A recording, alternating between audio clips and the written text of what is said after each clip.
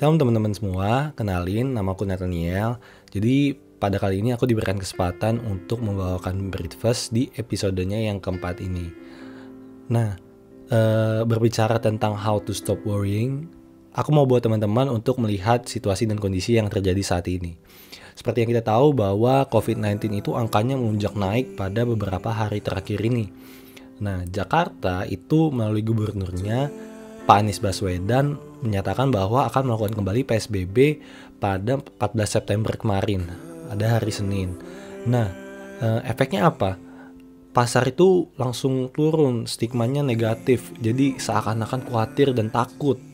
Jadi indeks harga saham gabungan itu langsung minus 5%, down. Nah, sekarang ketika kita sebagai umat Kristen itu melihat situasi seperti ini, di alam bawah sadar kita memang kita khawatir, kita langsung otomatis kayak khawatir dan takut. Tapi apa teman-teman kata firman Tuhan? Dikatakan bahwa 1 Petrus 5 ayat 7, serahkanlah segala kekhawatiranmu kepadanya sebab ia yang memelihara kamu. Nah, udah jelas di sini dikatakan bahwa kita harus menyerahkan segala kekhawatiran kita kepada Dia karena Dialah yang memelihara kita gitu. Nah, kita juga perlu ingat bahwa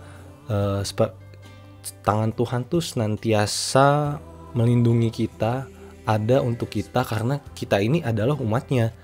Nah, seperti Ezra pada saat itu, dia dihadapkan oleh situasi politik di bangsanya yang berat, yang rumit, dan juga krisis rohani yang dialami oleh negaranya. Tapi apa kata firman Tuhan?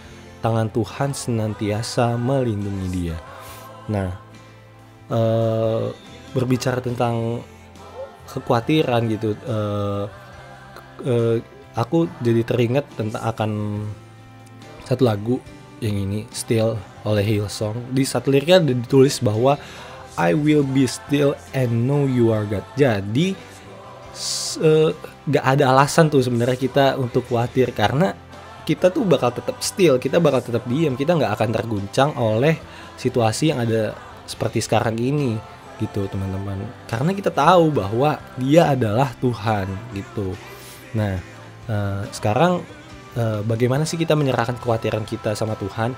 Nah, yang pertama itu berdoa pasti. Dengan berdoa maka kita akan dapat mengkomunikasikan apa yang kita rasakan kepada Dia.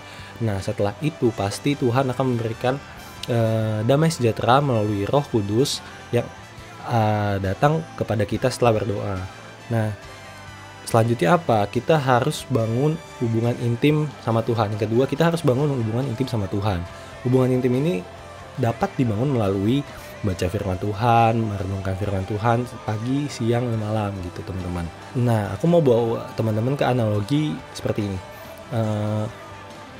Ketika kita punya teman gitu dan kita ingin teman kita melakukan sesuatu untuk kita harus kenal dong sama teman kita. Kita harus punya hubungan, kita harus punya relasi sama teman kita. Nah, sama halnya dengan Tuhan, apalagi Dia ini adalah Tuhan gitu. Dia adalah Tuhan yang dahsyat, maha kuasa yang menciptakan kita, khalik langit dan bumi.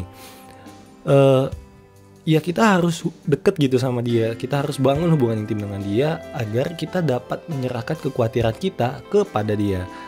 Nah, jadi gitu teman-teman. Aku percaya bahwa pandemi COVID-19 ini memang membuat kita khawatir. Tapi satu hal yang perlu kita pegang bahwa kita harus percaya bahwa kita tidak akan terguncang. Yang kedua, kita harus tahu bahwa Dia adalah Tuhan. Yang ketiga, serahkan apa yang kita rasakan, kekhawatiran kita kepada Dia, karena Dialah yang memelihara kita. Ya, oke. Aku mau berdoa buat teman-teman semua. Mari kita bersama doa. Bapa, terima kasih, kami ucap syukur pada kesempatan kali ini Tuhan. Kami mau belajar bahwa apa yang kami rasakan, kekhawatiran yang kami rasakan, kami mau belajar untuk menyerahkan segalanya kepada Engkau. Dan juga melalui penyerahan kekhawatiran kami ini Tuhan, kami mau tetap dekat, tetap memiliki hubungan intim kepadamu Tuhan, karena kami tahu Engkau adalah Tuhan, Engkau adalah pemilik segalanya, Engkau adalah maha kuasa, sehingga tidak ada alasan bagi kami untuk tidak dekat dengan Engkau Tuhan Yesus. Tuhan, pandemi COVID-19 ini Tuhan memang membuat kami takut dan khawatir, tapi kami mau tetap percaya bahwa Engkau senantiasa melindungi kami Tuhan Yesus. Terima kasih Bapa, terima kasih Roh Kudus, ajar kami untuk selalu belajar dan duduk dekat dengan Engkau Tuhan Yesus. Terima kasih Bapa, terima kasih Yesus, kami berdoa dan mengucap syukur. Haleluya, amin. Tuhan Yesus memberkati teman-teman, shalom.